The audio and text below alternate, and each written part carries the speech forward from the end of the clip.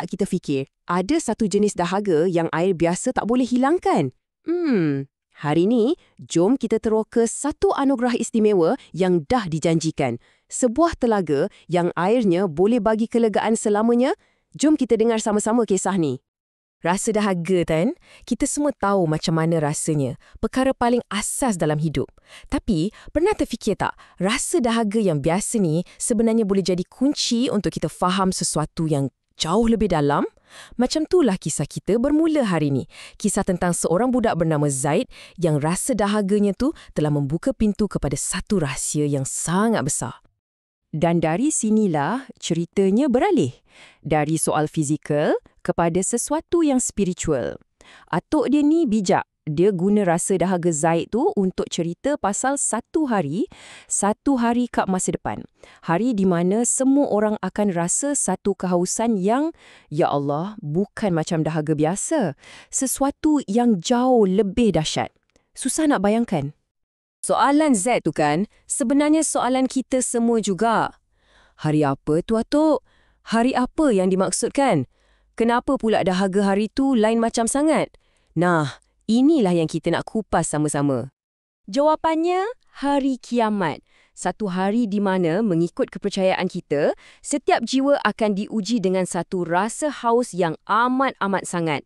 Tapi, dengar ni, dalam keadaan yang penuh cabaran macam itulah, wujudnya satu hadiah istimewa, tanda rahmat Allah. Dan kat sinilah indahnya cerita ni. Walaupun gambaran hari tu nampak macam menakutkan, tapi harapan tu sentiasa ada. Ada jalan keluar, ada penyelesaian yang penuh dengan kasih sayang.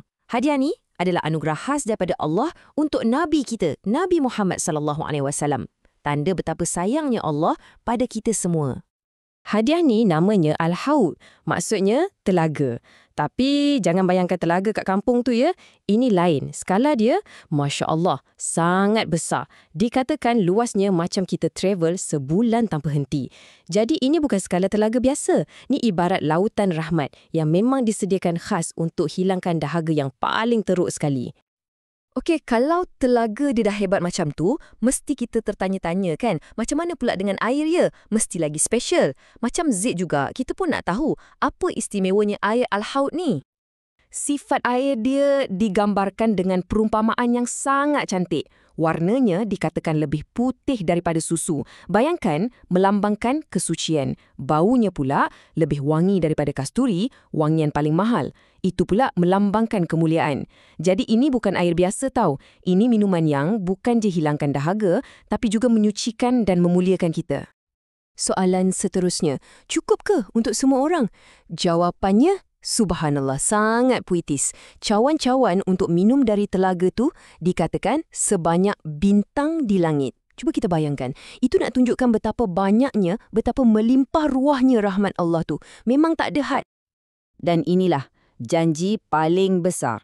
Inilah inti harapan dalam keseluruhan cerita ni. Sesiapa yang dapat minum air dari telaga tu, walaupun seteguk, dia takkan rasa dahaga lagi. Bukan untuk sehari dua, tapi buat selama-lamanya. Kelegaan yang kekal abadi. Mestilah bila Zaid dengar macam tu, macam kita jugalah. Terus dia tanya, Zaid pun nak minum dari telaga tu. Macam mana caranya, Atuk? Soalan yang paling penting. Kan, sekarang kita beralih dari apa itu Al-Haud kepada bagaimana nak ke Al-Haud. Atuk dia pun bagilah 3 langkah yang sangat praktikal. Simple je. Pertama, kena sayang Rasulullah SAW. Kedua, rajin-rajin berselawat ke atas baginda sebagai tanda kita ingat kat dia. Dan yang ketiga, kita ikut ajaran baik yang baginda dah tunjukkan. Nampak tak kaitan dia? Bila kita sayang, kita akan selalu ingat. Bila kita ingat, kita akan ikut cakap dia. Inilah jambatan antara iman dan amalan kita. Dan tengok apa jadi.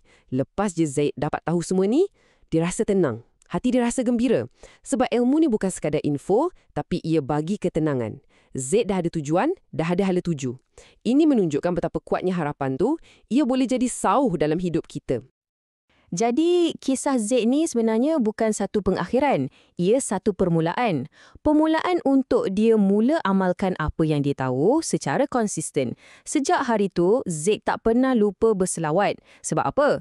Sebab dia ada satu harapan yang besar. Harapan untuk dijemput minum dari telaga istimewa tu satu hari nanti. Kisah Zaid ni, kan, ia bukan sekadar cerita untuk kita dengar. Ia macam cermin untuk diri kita sendiri. Ia buat kita terfikir, dalam kita sibuk kejar macam-macam benda dalam hidup ni, kat mana sebenarnya kita letak harapan kita yang paling besar, yang kekal abadi? Dan macam mana amalan-amalan kecil kita setiap hari, selawat kita, perbuatan baik kita, boleh jadi jambatan untuk kita sampai ke kelegaan teragung yang kita semua cari.